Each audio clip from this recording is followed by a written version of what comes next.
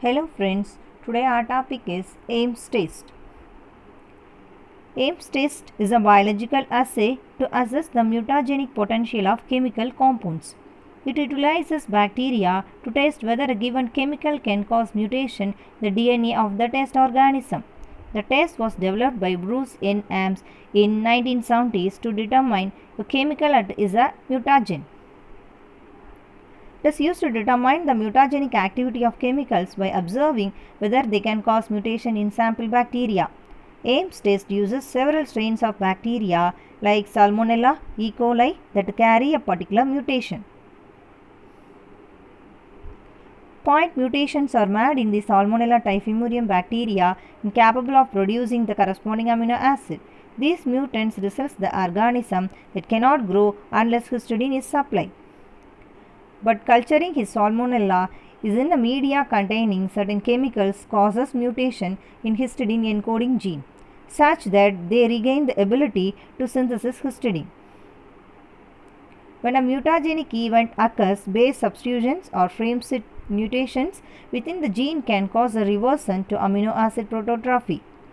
This is the reverse mutation. These revertant bacteria will then grow in histidine deficient media.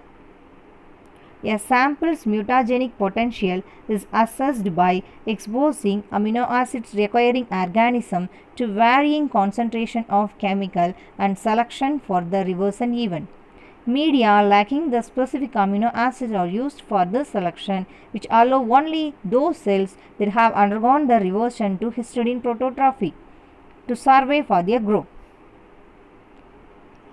The chemical factors which can cause mutation are smoke from cigarette, nitrate and nitrate from preservatives, and then foods from the barbecuing, and then benzoyl peroxide from the cosmetics.